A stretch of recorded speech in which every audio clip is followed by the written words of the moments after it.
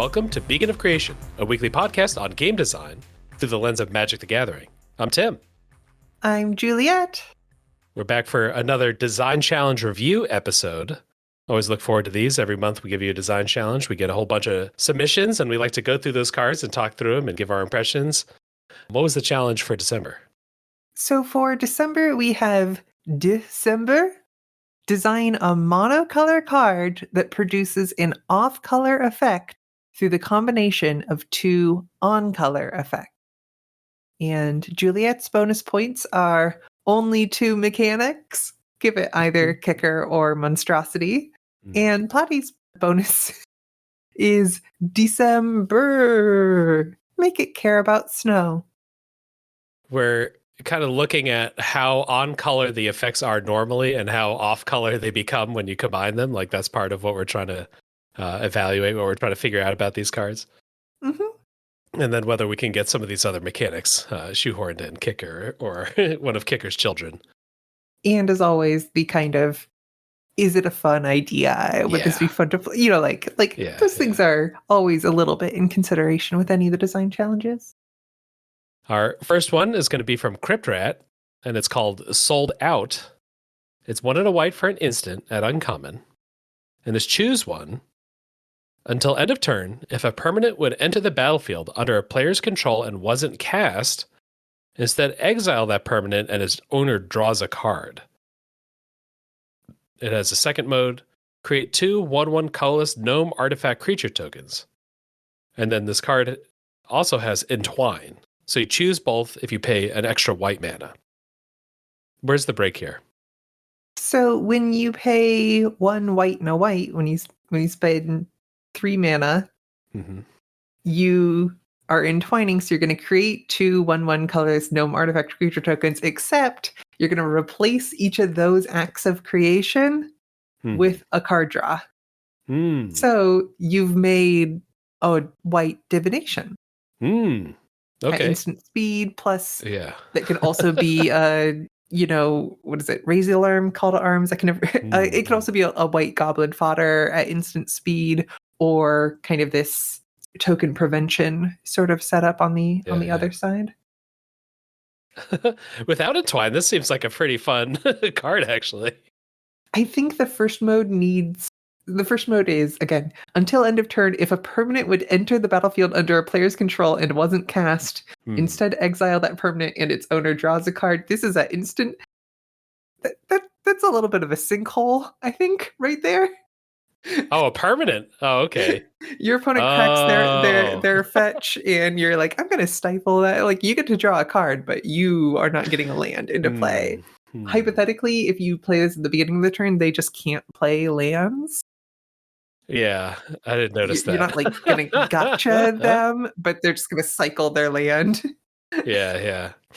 I was just thinking of it as sort of like not quite a remand, but a remand against like Reanimator or something like that. They cast their Reanimate spell, a big thing's about to come in. I go to cast my thing. Instead, that big guy gets exiled and they draw a card. So that's what I was thinking of it as, but without the non-land clause on there. It prevents them from playing lands for a turn.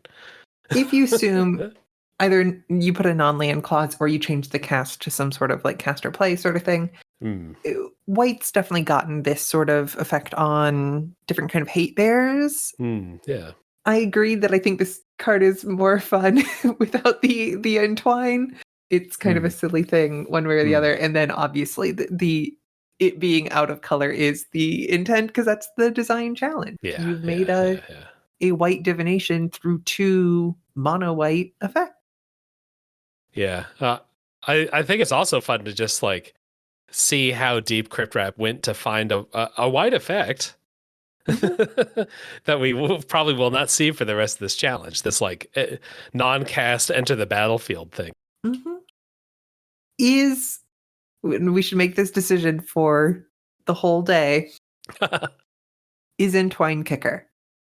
I think it is kicker in there are only 2 mechanics universe.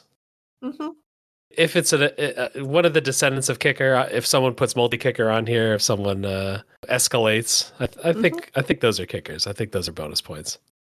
Spoiler in advance, because of the specific way this challenge is set up, Yeah. where you've got two on-color effects and you're going to combine them to create an off-color effect, we're going to see a few Entwine cards today. Entwine to me, totally kicker. This hits that bonus point. I'm excited for when we get some monstrosities. I don't know why, but I'm excited for a monstrosity. Our next card is from James Dalton Bell. It's Sainted Burial. For single black mana, it's a common instant with choose one. Until end of turn, target creature gains sacrifice this creature, mill 6 cards. The other mode is until end of turn, target creature gains. When this creature dies, return it to the battlefield tapped under its owner's control. It's a spirit in addition to its other type. And it has Entwine for single colorless mana. I had to kind of process this twice. Until end of turn, target creature gains. It gains this ability, sacrifice this creature, mill 6 cards. It doesn't, we don't force someone to sacrifice that creature right now. Right. Yeah, okay. And then when it dies, it comes back, which is like a kind of a normal black effect, right? Like a not dead yet kind of thing. So if I have both effects, this didn't jump out at me. If I have both effects, I'm going to be able to sacrifice it to mill, and then it's going to come back. So I could just make it blink itself at any time? But just one? I guess the idea is this is a cloud form. This is a flicker. Okay. That's the idea. We've got a little too far. Mm-hmm. I was trying to find the but both of these effects are pretty pretty on color. But yeah, I can see how the combination builds you a flicker that we don't typically think of as black. Yeah. Honestly, it's funny because I guess this would be out of what black could normally do, like just a flicker that happens to pass through the graveyard. But these effects are so commonly combined in black decks, I think, in like EDH and stuff, where I can readily sacrifice my guys, I can readily bring them back. I guess maybe they're not always used for flicker purposes. Maybe they're just used for other black reasons, like I want to generate a bunch of mana or something. But it's funny seeing them together on this card and realizing, yeah, if you put it all on one card, yeah, it's not black. Whereas like the Cryptrat card, I don't know that there are that many decks that are using those two kinds of effects together very often. Like they don't bump into. Right. Whereas this is like a common black strategy that you maybe just don't ever want to put all on one card. Recently, we had Rakdos Scam being such a dominant deck and now we even have Mono Black Scam now that Fury's been banned. Yeah. Where the Feign Death, the Not Dead After All cards are being used in the same way that you would use a flicker or an ephemerate. Yeah. The first part of James's card here, the until end of turn, target creature gains blah blah blah blah blah. That's what evoke is. Sack this creature to get an effect. And then we've got the Not Dead After All built into the other half of the card. Yeah, that's a cool comp. And a cool card. I like this. We've got Entwine here for kicker. Yeah.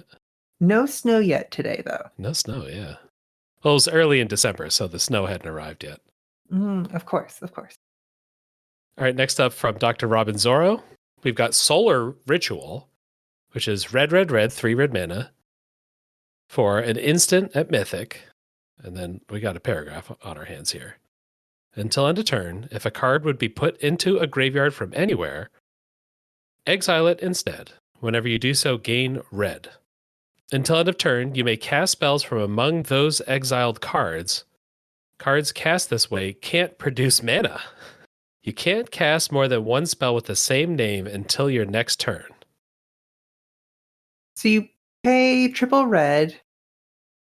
You say until end of turn, anytime cards go into a graveyard from the battlefield, library, from casting spells, hand, they exile. And so if I mill an opponent, I'm also gaining mana off of that.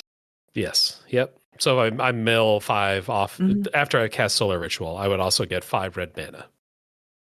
Until end of turn, you may cast spells from among those exiled cards, but the cards cast this way can't produce mana, I assume means you can't chain this into another solar ritual or pyretic ritual or Ironcrag feat, etc. Yeah. I can still get the 1 mana from that card getting eaten out of the graveyard, but I can't recast. Yeah, I can't. If I cast a dark ritual, pyretic ritual, it just won't generate mana, which I think is kind of a new effect on its own.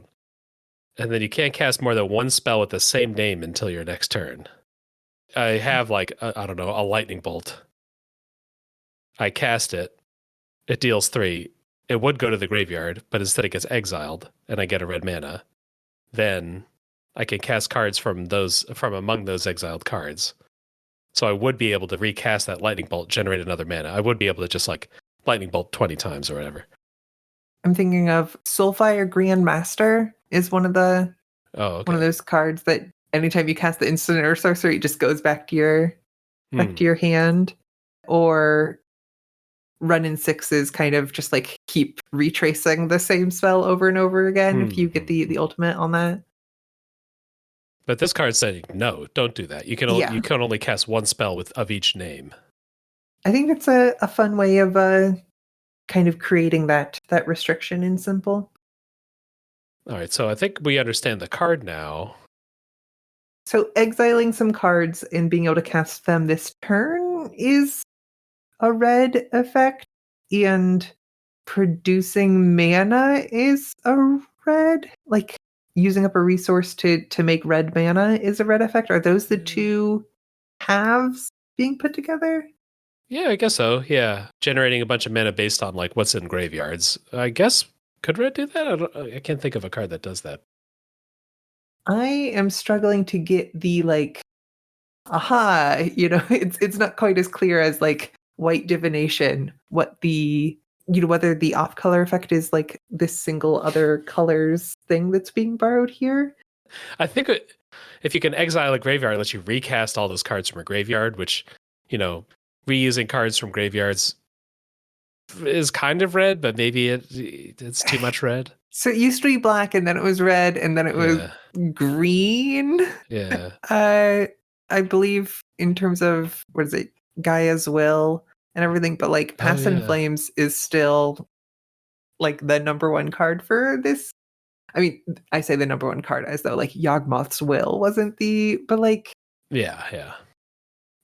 So saying that's the off-color effect, I would say, Dr. Robinsora, you have stumped me on this one.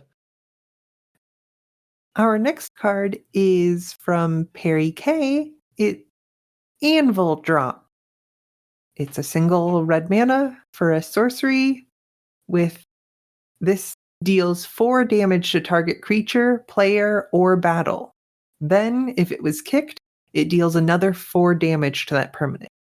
The kicker is an extra R, so you can get that 4 damage into 8 damage if you play just 2R. And then the flavor text, always bring a second anvil, Clark Clan saying. Always bring a second anvil. All right. Goblin wisdom. I love this sort of joke. Like, hey, what's funnier than 1 anvil? Yeah. The second one, because they never expect the second one to drop. You need a lot of goblins to bring an anvil up on top of a cliff to drop on the Roadrunner or whatever. A weird thing, Tim, have you ever seen an anvil in real life? I think so. Now that you say it, I'm not positive. I can tell you when. What are you thinking? Just one of those weird things that, in my experience, we think of anvils as being yay big, and they're actually like a third that size. Yes. Yep. They're small. They're a small, dense thing, which kind of makes sense when you like think about it. But in the artistry of our minds, I think we imagine anvils to be much bigger. You might still need several goblins in order to bring 2 anvils up, though. I guess that's true. Yeah. Whether or not, yeah. Here, I think we're kind of just dealing with like destroy target creature that we're getting just by dealing 4 twice. Is that sort of our break here? Yeah, but we can also target players. Oh, I didn't see the player part.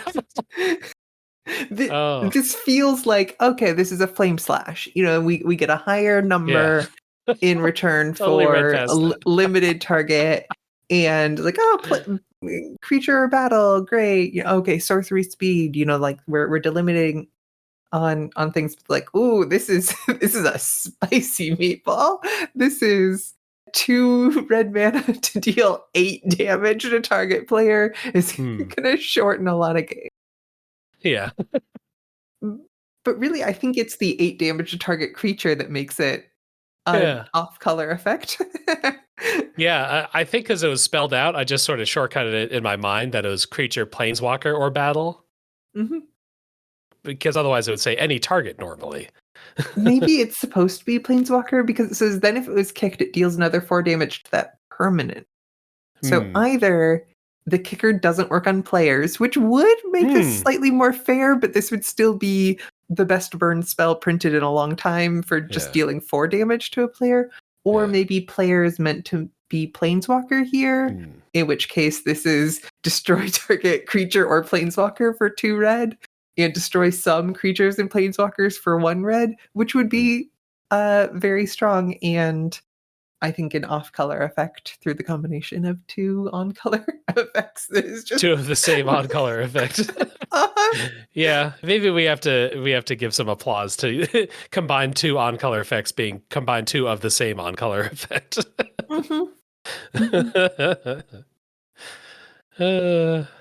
Which is very red also. That it feels very on brand to be like, what do we do? More! More I of don't know. what What we're did we do already yesterday? doing. Yeah. 2 of red's most famous effects. Direct damage and direct damage. Yes, yes. All right, next up from Patrick, we've got Snowed In. It's a white mana for a snow instant at rare. And then it has kicker snow, snow, snow. You may pay an additional snow, snow, snow as you cast this spell. Snow is mana from a snow source. Target player skips their next combat step. If the spell was kicked, that player can't cast spells until their next turn. I like this snow, snow, snow because in my head, at least that goes, let it snow, let it snow, let it snow. Like, let it snow, let it snow, let it snow. I love it. So for a single white mana, we skip a combat step, which is a thing white used to get more often. And I'm pretty sure the folks at Wizards of the Coast have said, we don't do this effect anymore for a good reason.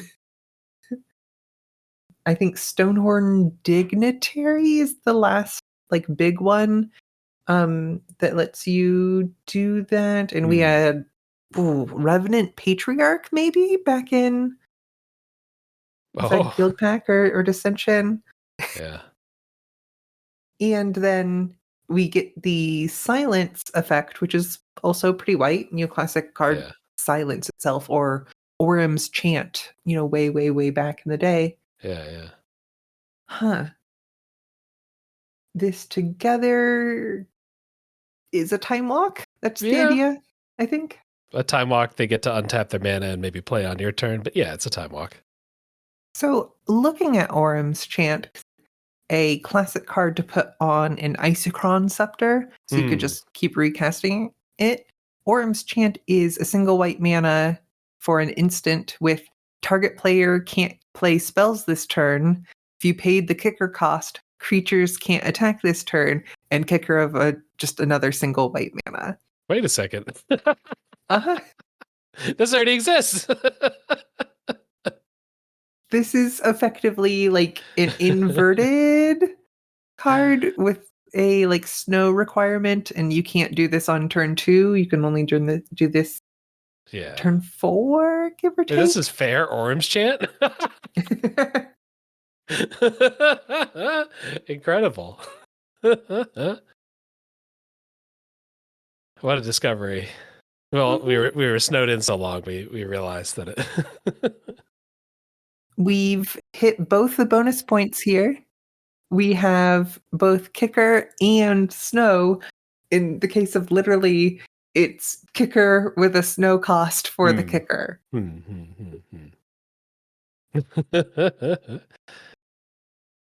And also, this one is if the spell was kicked, that player can't cast spells until their next turn, Oh. rather than this. Oh. Good distinction. Yeah, so maybe that's a little more brutal than Orm's Chant, but I think the other kind of funny thing, like you're saying, is that the order's reversed. So Snowden, if you don't kick it, you just skip a combat. Orm's Chant, if you don't kick it, you silence. Mhm. So skipping the next combat, that's probably a little less brutal overall. Mhm. And you have to kick to get up to the really intense card. This is so funny to see Orm's Chant. The comp is so close, I didn't think it existed. Keeping on theme, our next card is from Sage B. It's Frigid Barrage. For single white mana, it's an uncommon sorcery with multi-kicker snow, so you can Oh. pay as many snow as you want. And then its ability is tap target creature. Then, for each time Frigid Barrage was kicked, it deals 1 damage to each tapped creature. Oh. Huh. So if I just play it normal, I tap a creature. But then if I kick it twice, then I also deal 2 damage to each tapped creature. Mm-hmm. So therefore, I'm kind of getting a red effect. I'm able to take a creature that was untapped and deal 2 damage to it. Yeah, this is somewhere between like a ice blaze to a ice fireball, depending on the board state. Yeah. An ice, the Snow Blast Angel. This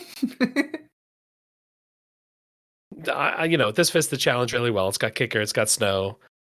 It does something that White probably shouldn't be doing, like picking a thing to make tapped so they can then damage it with the same effect. Both the effects feel pretty White as is. Like, if it was just dealing damage to tap creatures, that makes sense. If it was just tapping creatures, that makes sense.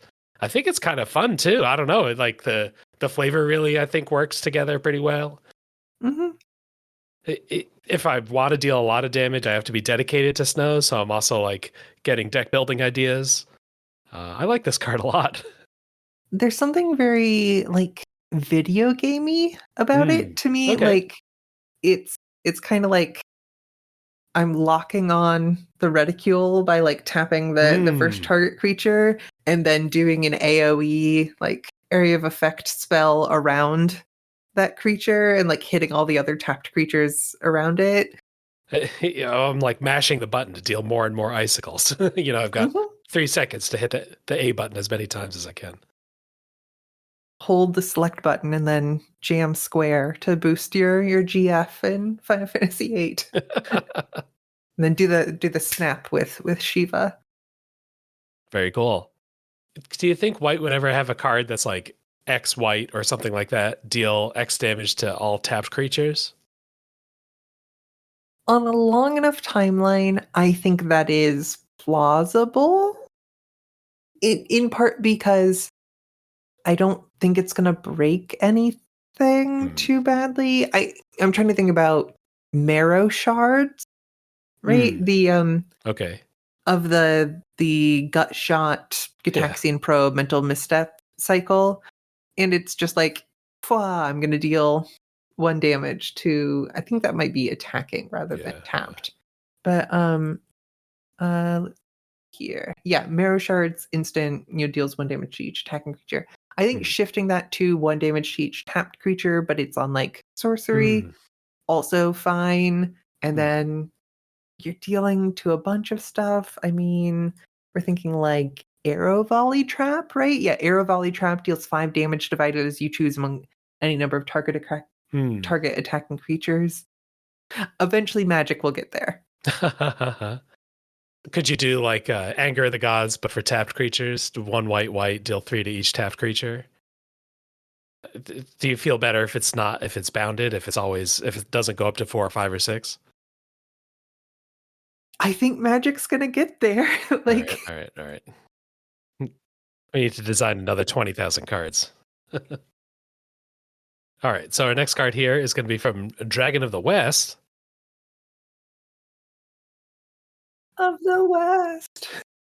I was drinking water. Sorry. Oh no! We've got Avatar of Conquest, 2 red creature avatar. It's a mythic and a 5/4. It has boast for a red mana and sacrifice another creature. Avatar of Conquest deals damage equal to the sacrificed creature's power to any target. So boast, if I'm attacking, I get to activate this ability once, the boast ability once. It also has, I was asking for it, 3 in a red monstrosity 1. And then when Avatar of Conquest becomes monstrous, gain control of target creature until end of turn. Untap that creature, it gains haste until end of turn. We have a 4 mana 5/4 that can become a 6/5, and it can throw. It can fling creatures at any target, and we can. What's the phrase? Like enthralling victor. We can active treason. We can threaten a opponent's creature, and then we can borrow that and then fling it at our opponent or at another one of their creatures. Yeah, so I'm sort of able to like kill a creature with that, right? Because I'm able to steal the creature and then immediately throw it. I mean, this is like a powerful, fun card that you're going to beat people up with. So it definitely passes that thing. It's got monstrosity, which we're excited about. Kind of Orim's Chant style. We've seen this kind of combo, this kind of breaky combo before. In Meriden, we had Grab the Reins, which is an Entwine card. Until end of turn, gain control of a creature, give it haste, and then sacrifice a creature and deal damage equal to its power to any target. So maybe it's still something that they regret color pie wise. Maybe this is something red shouldn't be doing. It may be kind of like James' card that like let you sacrifice a creature and let you bring it back and create kind of a blink effect that's maybe going a little too far in terms of giving you everything in one card. This Avatar Conquest or Grab the Reins is in the same boat of like, yeah, these are both really cool things for red to do, fling things, gain control of things. But stapling them all together, we get a demerit for that.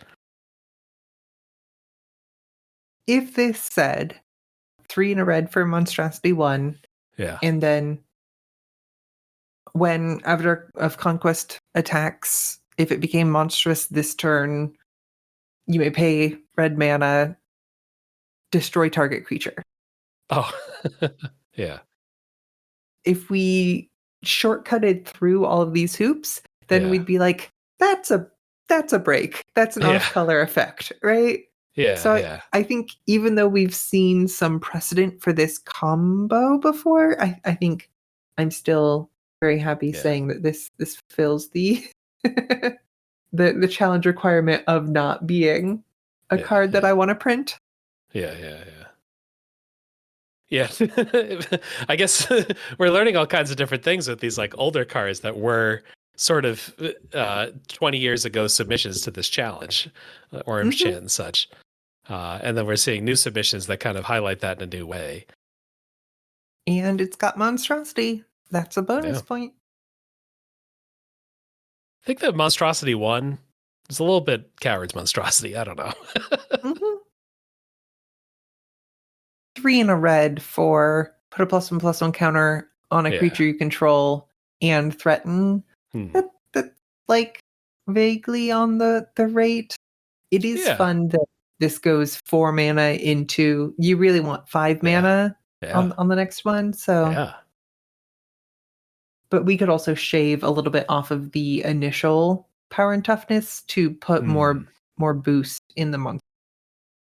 Oh, okay, yeah. In a weird way, that would probably fool me into thinking the monstrosity is cooler if it starts smaller but has a monstrosity 2 or 3.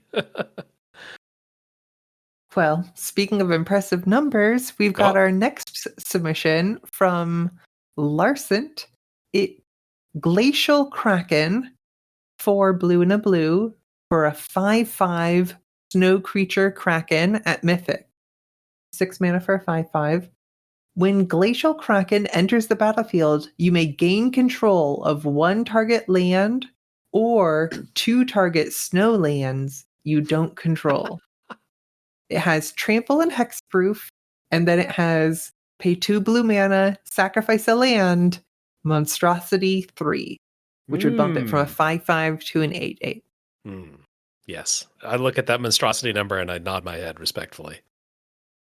This is a fun submission to this challenge, and it's got some cool wrinkles to it. Gain control of a target land or 2 target snow lands. I like that tech. We got a little snow hate almost. I deploy this in Commander, and then there's always the one player who makes sure to make all their basics snow basics just for like 1 card in their deck. And now I get to, have a big laugh as I grab 2 of their lands. That's a good time. And then kind of the break here is I'm sort of enter the battlefield, destroy target land, but slow. That's maybe the thing that blue isn't doing. Mm-hmm. How do you feel about blue gaining control of other players' land? I would say my impression of that is always that it's funny, because I see it in EDH and someone annexes something, and then it doesn't have that big an impact. It's just, why did you do that to me? In terms of its viability as an effect that we're going to give blue occasionally, I guess it's nice when you could say gain control of target permanent for some card, and you don't have to say non-land. But gaining control of land specifically, I don't know about it. Does it feel blue in any way? Shouldn't this be a red thing? Doesn't blue have enough? That's a color pie quibble, though. It is certainly the case that precedent in Magic tells us that this is a blue effect, and sure. Yeah, I think it counts as a blue effect. It just hasn't really been explored that much because it's such a weird thing, Maybe we would have more settled law on what color this should be in 2023. If it wasn't just so brutal 1-on-1 to steal lands. Yeah. At 6 mana, does it feel a little bit safer? Yeah, once we get into 6 mana cards, like stealing lands is like less fundamentally wrong. I don't know how to say that. Like, Tim, do you remember Herald of Leshrac? I do not. What is that card? Herald of Leshrac was a Cold Snap card. It was a 6 and a black for a creature avatar. It's a 2/4 flyer with cumulative upkeep. Gain control of a land you don't control. Oh my god. And then this scary demon bat avatar guy gets +1/+1 for each land you control but don't own. And then when it dies, you give back all of the lands. So the cumulative upkeep is limited. If you can't steal enough lands, it dies. All right. How do you feel about the Monstrosity 3 here? Sack a land, Monstrosity 3. Mm-hmm. If I'm activating the Monstrosity, the sacrifice of land is probably a smaller cost than paying like 5 mana or whatever. Mm-hmm. Does that feel mono blue on its own? I guess not really, unless there's a reason for like lands to be in graveyards in that set as a whole or something. There isn't a ton of reason for sacrifice of land to be in a blue card. I mean, I'm sure blue has sacrificed lands before. Like there's Walk the Aeons, where you're sacrificing islands to buy back. There's Time Walk, yeah. Biolume Egg and Biolume Serpent in, I think, Crimson Vow. There's some planar chaos stuff. Well, there are a decent number of sack lands in blue. I would not have thought there were that many. There aren't that many recent ones, except for that Biolume that you pointed out. Oh, here's Polar Kraken, which is another cumulative upkeep card. 8 blue, blue, blue. So that's 11 mana for an 11/11 with trample, comes into play tapped, and cumulative upkeep, sacrifice a land. That's an Ice Age card right there. I remember this card, yeah. Mm-hmm. You saw the first couple gigantic Leviathans come out in blue as a 12-year-old or whatever that I was back then. And like, these cards are all awesome. And then I slowly started to realize as they printed more, no, all of them are bad. Yeah.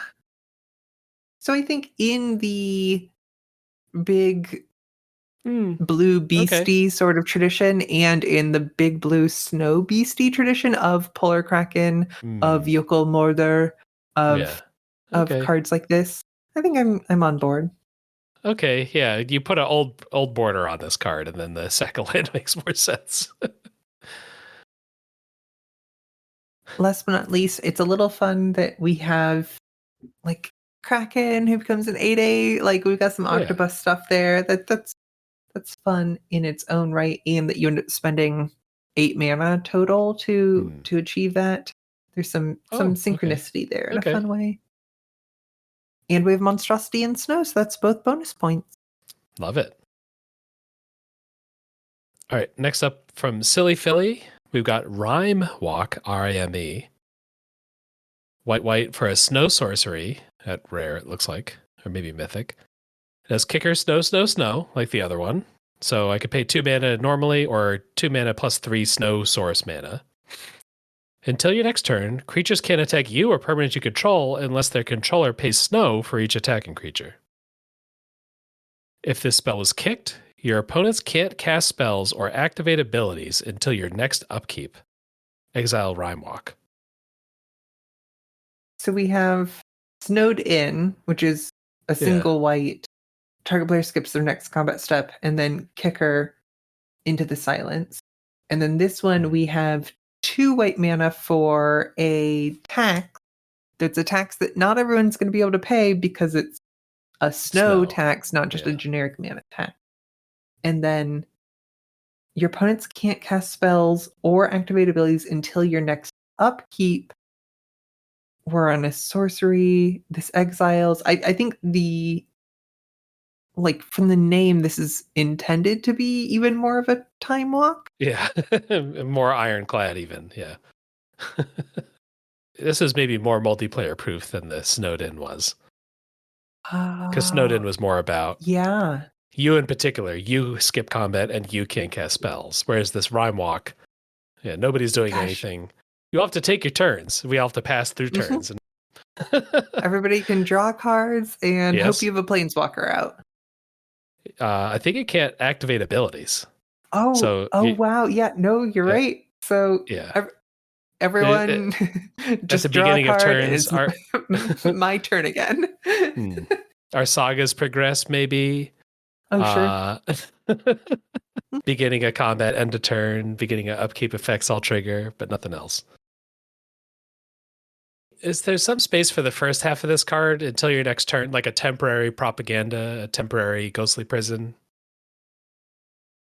I think the closest parallel I've seen played a lot is the One Ring's protection from everything for a turn.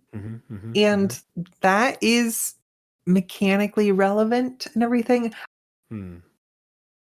People put this in their deck to cast it for 5 mana. Do they occasionally cast it for just 2 plus another spell to get ahead on everything? Seems possible. If this was just the temporary tax, I think you have to add on a draw card or something. But do you really want draw a card on a fog? Is it better to have a taxing effect than just a straight fog? I don't know. I suppose in our multiplayer setup, also other players can attack each other during this, because it's not just they can't attack, it can't attack you. I mean, I'd kind of rather just pay 1 extra mana to get the ghostly prison, but the lower the mana gets, the more likely it is that I can weave it in between other things that I'm doing. I still have 4 other mana to spend this turn instead of 3 other mana, because my effect costs 2 instead of 3. Or I put this on an ice conceptor, and then there you go. Build your own ghostly prison. Yeah, there you go. Yeah. Toolbox my ghostly prison. I like that. Yep. Or one of those Spellweaver Helix sort of things where you can every spell you cast, you're also casting a Rime Walk. Arcane Salvo, whatever that card is. Sure. That red one. Yeah. Our next submission is from Home Slice. It's Mammoth Stomp. It's a single green mana for an uncommon snow instant. It has kicker, snow, Yeah. and target creature you control has base power and toughness 3/3 until end of turn. If Mammoth Stomp was kicked, that creature deals damage equal to its power to any target. So, I get to turn one of my creatures into 3/3, and then it deals 3 to something. So I'm making my green spell that just deals 3 to a creature. And that's sort of the break. I think a kind of clever thing about this card that I like is that it doesn't create a 3/3. We want to get the cost extra low down. So it does something that's like kind of useless normally, of like target creature you control has base power and toughness 3/3 until end of turn. Like it's about as small a power boost as you can put on a card. Hypothetically, I guess I could put this on like a Birds of Paradise, and it would be a +3/+2. Yeah. I think that's as big of a bump as you can get. One of those future sight cards that is like negative power and double strike or something. I don't know. Yeah. This sort of the like create a snake, like a death touch snake, and then have it fight something. Like that's like a color pie break example that we see sometimes. And this is using a much more obscure effect of setting it right to 3/3. I appreciate that ingenuity. I love the mammoth kind of uniting the 3/3 and the snow together. Yeah. How likely do you think this is to get printed? Well, the thing that's kind of funny compared to like the death touch snake that fights. This is like less breaky to me because you already needed a creature. And I don't think it's wrong to have a card that's like target creature gets +2/+2 until end of turn. It fights another target creature. That's like pretty close to a green card. I guess those are fights rather than kind of like one-sided punches. Because you need a creature, you have to use your own creature to do this. It's less breaky than like creating a new token that does the fighting. If this was Indrik Stomp in Ravnica, and they're like, yeah, we needed this effect for a reason, and we're experimenting with different removal in green or direct damage in green. Oh, I guess it is any target. I didn't process that at first. So I can go face with this, and that's maybe the most breaky part of it. Yeah. I think if we limited it just to creatures, then I would expect to see that sort of green removal in the course of time. All right. Oh, next up we got your card. Why don't you read that one? Oh, sure. Our next submission is from Juliet. Warm Blood for 2 black mana. It's a common sorcery with choose one. You draw 2 cards and you lose 2 life. Or Warm Blood deals 2 damage to target non-snow creature and you gain 2 life. And it has Entwine for 2 generic mana. The non-snow. I'm proud of you. Shout out to Carly Rae Jepsen. Emotion side B. All right. Definitely the best kind of blood. Are we firm in the warm blood is the good blood compared to cold blood? I mean, I think that's mean to like. Lizards. Sorry, lizards. Yeah. most of the herpetology family. Who knows about dragons? But they love when their blood is warm, though. It's true. They probably would be like, I love when my blood is warm. That's like my best time of day when I'm basking in the sun and all my blood heats up. I like it when my blood is warm. We're going to spend our 2 mana and either draw 2 cards and lose 2 life, which is a pretty black effect, or deal 2 damage to something and gain 2 life, which is also a black effect, like a Sorin's Thirst or something. And then we're going to entwine, which is going to allow us to draw some cards, lose 2 life, but gain back that life and deal 2 damage to something. It's I don't know, this is kind of a Izzet card when you do that. Draw 2 cards and deal 2 damage to a target. Yeah. We're drawing 2 cards in black without losing any life. Yeah. You could say with some graveyard shenanigans, sometimes you can get virtual, card advantage, but not in terms of just drawing 2 cards. Yeah, I think it's like a nice wall. If you want to print a card that says like return 2 creatures from your graveyard to your hand, gain 3 life, like that's still, you can't just fire that off right away. But just drawing cards without any life payment, it's just too generic a card. Don't let black do that. Let blue or whoever do that. Mm-hmm. I also worked to make this not strictly better than Night's Whisper, Sign in Blood, or Sorin's Thirst. Oh, okay. I like it. Because 2 black mana instead of 1 and a black for Night's Whisper can only target you, so that's worse than Sign in Blood in that front, and it's sorcery speed, so sometimes you might want Sorin's Thirst over this.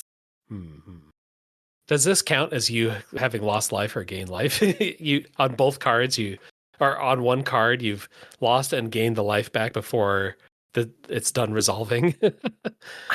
I genuinely don't know how do modal stuff work? Because modes used to be like comma separated values, and now they're bullet points, which makes them are they discrete feel abilities a little now? more separate. If I cast Warm Blood at 1 life, do I lose the game?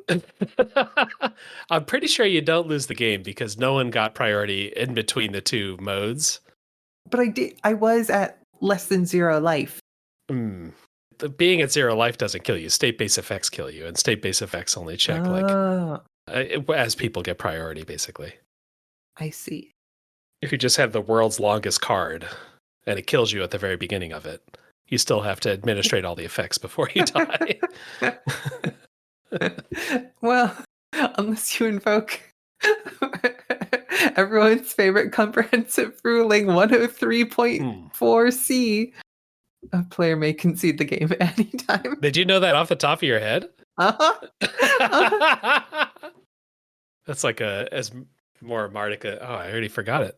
Asmora Mardica. Asmorano Mardica Diced Nakoldakar. I got the Diced Nakoldakar. Oh. Or backwards, Ricadlu Knitsid Acidra Monoromsa.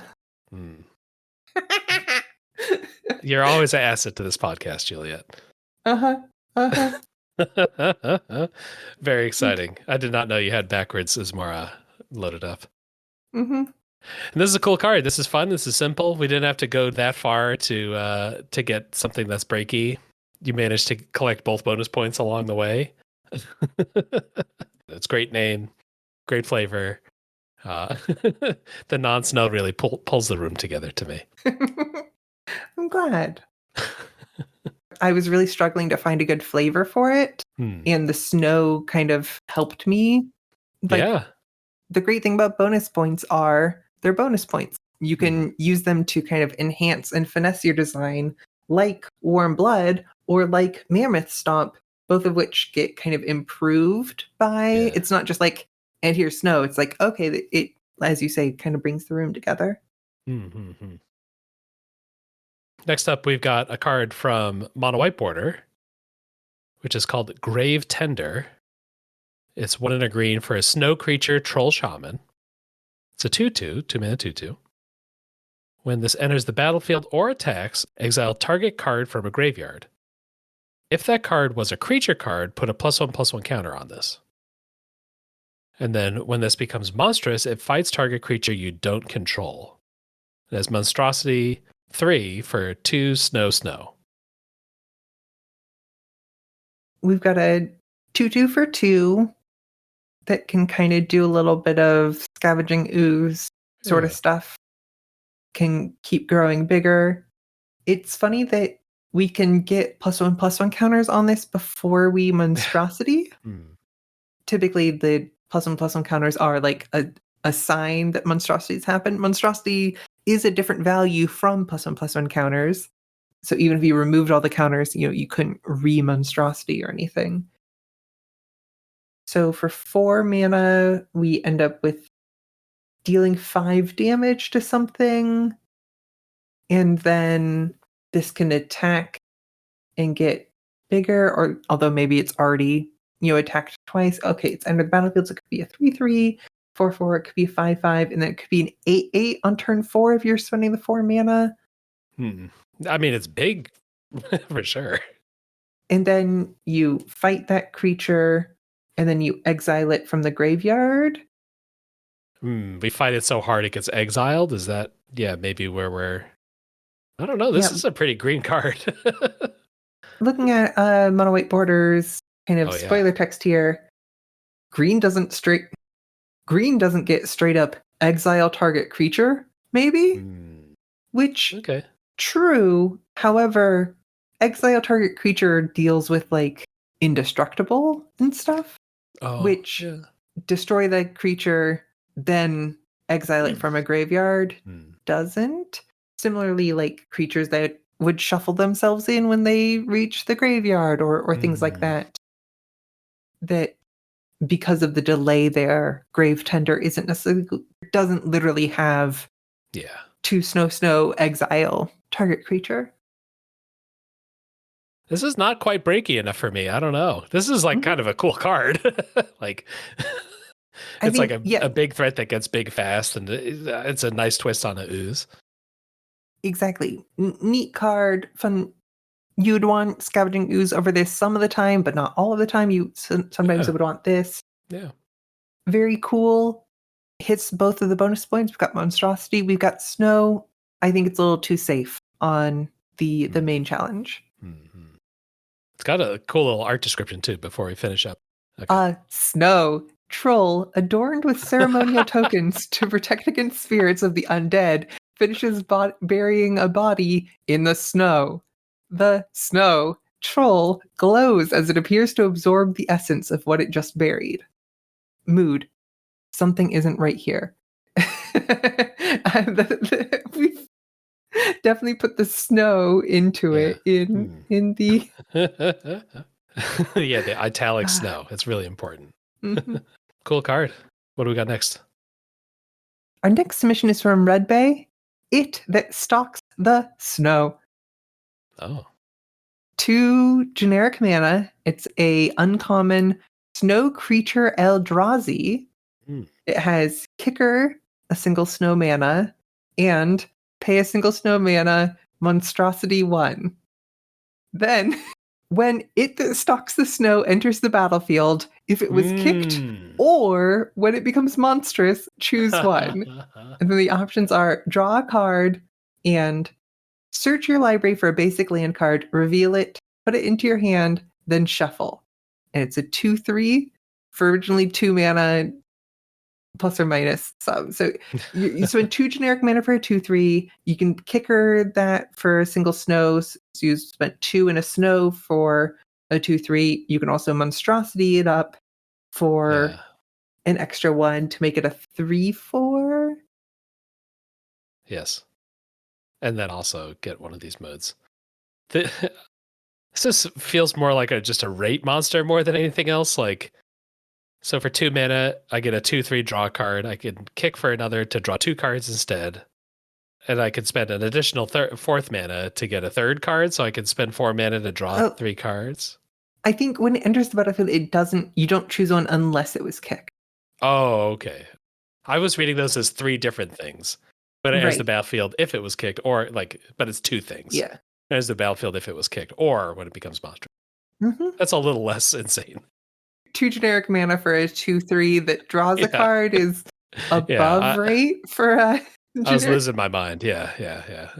I really like the idea of a colorless card being proposed here because that fulfills the requirement of monocolor, I think, and we can certainly get off-color effects. In this case, the off-color effect over the course of 2 turns or 1 turn, you can spend 2 snow and a snow to draw 2 cards or to fetch 2 basics into your hand.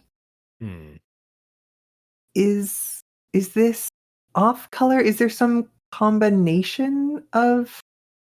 Is it just getting to draw 2 cards? Is that the idea that is off-color? It's all the pieces of Solemn Simulacrum, maybe, is part of what we're looking at, but at different timings. Solemn Simulacrum enters the battlefield, go get a land, put it on the battlefield. I guess that puts it on the battlefield. and then when it dies, draw a card. Here you have sort of like a modal kind of choose which modes you care about, but it's about it. It's similarly breaky to Solemn Simulacrum, which probably they would not design that now. They would probably make this like have some sort of color or do something else. It's like just like this really intense, useful card, Solemn Simulacrum. What's the little one? Filigree Familiar? Oh I think yeah, is kind of the like, hey, we don't do some solemn simulacrum anymore, but here's a little guy that we can print in a bunch of the commander sets and different things. I guess this being snow, that like powers it down a lot compared to Solemn. Is it pie breaky? I have no idea. But you can cast this on turn 2 and still get a card out of it, kind of whenever later, just for the monstrosity. Yeah. Or you can get like the card on turn 3 is a lot less than turn 4 for stuff. The thing that stops this from being like really singing for me is the fact that get to basics is something that colorless cards can do, and draw 2 cards is something that colorless cards can do. Like we've seen, hey, this taps mana and you can pay some amount of mana to sacrifice it to draw 2 cards. Yeah. Or an Armillary Sphere sort of thing, like, hey, just draw 2 basic. Yeah, it doesn't feel Eldrazi-ish to me, I think is maybe the main, not color pie break, but flavor break to me. This is just like a generic helpful buddy. If we ever see Eldrazi again, I think Monstrosity could be a fun kind of pairing with them. And then you could do sort of things where like the card itself is colorless, but the Monstrosity, you're spending mana of one or more colors to like get a specific on-color effect. So okay, yeah. Huh. Hey, here's my colorless 2-drop, and then I can Monstrosity for 3 and a red to get a one-time red effect out of this card. So this card really is a red card, but like it's still colorless in the Eldrazi way without needing to void. Kind of a face-up morph in that way. I start with like a little generic guy, and then I grow up to be a cool thing. And I think that could fit on flavor for Eldrazi. Okay. Yeah. We got one more card here. We've got Lubricated Tinker. The art here is really making me laugh. But I'll get through this card first. It's 1 and a red for a creature Vedalken Artificer at common. It's a 2/1, so 2 mana 2/1. It has kicker for another 1 and a red. When it enters the battlefield, if it was kicked, put an oil counter on target permanent. And then it has in parentheses, permanents with oil counters on them are artifacts. Tap, sack, Lubricated Tinker, destroy target artifact. It's like a Vedalken with like big robes and holding 2 foamy brewskis, like 2 pints of beer. We got Lubricated Tinker here. So we've got 1 in a red for a normal 2/1 that can tap and sack itself to shatter, to destroy target artifact. Yep. Great. And then spend an extra 1 in red, so 2 in red total, to destroy target permanent. To vindicate, This is a little confusing as I was reading it, because like oil counters were a thing in All Be One, and we're kind of redefining them here. I think I'm cool with like a token that turns things into artifacts, like marks them as artifacts. Like that kind of makes sense to me. But reusing oil kind of confused me. There is like a mana rock that also can turn things into artifacts that has been fun to combine with shatter effects. So as separate cards, this is like a fun thing to do. Turn that planeswalker into an artifact and then shatter it. But yeah, it's like a pretty decent color break to let red do this, to just vindicate. There's a classic deck that used to be a big player in Modern, which is Karnza. Okay. Ponza, typical like land destruction sort of thing, but with Karn the Great Creator and Liquimetal coating, which for 2 generic mana just has tap, target permanent becomes an artifact in addition to its other types until end of turn. Yeah. Turn all your lands into artifacts so that you can then not activate them thanks to Karn. Yeah, Lubricated Tinker wants to be in on that team. Alrighty. Well, that's the last of our submissions. We can kind of check these out and pick some of our favorites from here. Tim, what's your favorite from these submissions? I think my favorite one, it jumped out at me then, and I think I still like it, is Frigid Barrage by Sage B. Mm-hmm. That's the one that like taps a creature and then you can multi-kick to damage tapped creatures. Like feels like a really fun, interesting card. It is a little color pie breaky, but that's built into this challenge. I think this is just a fun card. If they had accidentally printed this would be a card that would be, still kind of cool today. Mm-hmm. I also really like that one. I think I'm going to pick Perry Kay's Anvil Drop because it's one of my favorite types of comedy. And there's just something so great about it's the red effect and the red effect, and we put them together. Yeah. Some innovation on the challenge. I always appreciate that. There are a lot of great ones, though. There's definitely a lot of laughs. I think the combining two effects kind of makes it naturally funny when you read them together, and you're like, wait, what are you trying to pull? Yeah, it's a good time. The end of one design challenge means that we've got a new one. Are you shocked? I'm so surprised. We have another design challenge. How exciting is that? Your prediction that December would be the final design challenge turned out to be wrong. Our next design challenge is January. It's design a common card that uses digital or out-of-game mechanics with a fairy theme. Mm-hmm. So we're looking like alchemy cards. We don't see like common alchemy cards anymore. They're all like uncommon and above.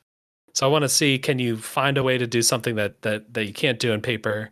Or if you want to do something that you can do in paper, something like a dungeon or a conspiracy, kind of uneffects are okay too. And make sure to get a little bit of fairy dust in there too. Fairy court?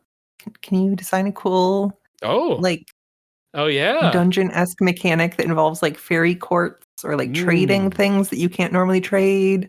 Something interesting there. Yeah, we got Bargain from Eldraine, so we got like some fairy mechanical basis to go off of. Mono White Border's bonus point is make it a 2/4? For 2024, yep. Oh, and Juliet's bonus points are January. Give it vigilance. Love some vigilance. That'll be due January 26th. I'm looking forward to that. What of the different kinds of effects here? What jumps out to you as something you want to try to tackle? You're going for a dungeon alternate. That's what you were thinking. Personally, for me, dungeons and conspiracies and things like that are going to be a little bit more interesting than like perpetuity and draft a card from this spellbook and that sort of thing. In part because I don't know. I don't play Arena, so those cards don't feel real.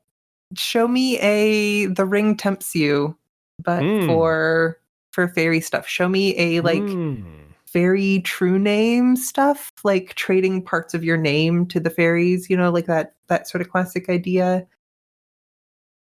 Alrighty. I'm loving it. I'm always looking forward to these submissions. I think I'm looking forward to just getting like a whole month of fairy cards. Like this is going to be exciting. That's about it for our podcast for the week. Hop on the Discord. That's where all the action is. We've also got beaconofcreation.com where all the show notes are posted. And then we got some YouTube videos going up. I just put one up a couple days ago. I'm going to try to get some of those out for some of our episodes. Probably not every episode. They take an extra couple hours to put together. But if you like to see the cards as they come up, maybe that's a good way to engage with the podcast. Anything else you want to tell people about, Julia? So we recently finished the winter 2023 season of I'll Be Podvercastmas, covering Les Miserables, Carly Rae Jepsen's It's Not Christmas Till Somebody Cries, and Jorge Luis Borges's The Shape of the Sword. Right now, I am like hard at work making a video game. What? Yeah. I literally, like, right before we started recording, finished I'd done the paper mock-up. I've just done the digital mock-up of, I think, all of the level design and enemy placement and like how each of the doors and everything connect. Because I'm making a first-person game, which is wow, difficult, but it's going to be fun. It's due in less than a month. So I am really hard at work. Last year I made a whole Pokemon game. Oh yeah, I remember that. It was really exciting. Got to see friends at the table play that on stream. And the year before I dipped my toes into Bitsy 3D stuff to do kind of actually I've done a few different visual novels, sort of adjacent stuff. So I am hard at work and hoping I can get it done, and I don't just need to like drastically cut scale and cut scope over and over again to get it over the finish line. But you can check out me talking about game design in addition to a lot of other things. I'm on a Fire Emblem Three Houses kick lately. Over at Folly on co-host. That's cohost.org/folly. Alrighty. Love it. I'm looking for this new game. Is that also for Friends at the Table, or is that a different challenge? Yeah, it's for Secret Samuel. The Samuel, yeah. Samuel's the big Santa who is the continent, who is also like a big dinosaur. That's very Friends at the Table. Thanks for all that. If you need to find us besides at Folly, we're on the Discord. Feel free to reach out to us there. I'm at Tim F. Riley. Should be easy to find. And thanks everyone for listening. Thanks for listening, and always remember, when there's a bonus cube draft in the Discord, you should check it out.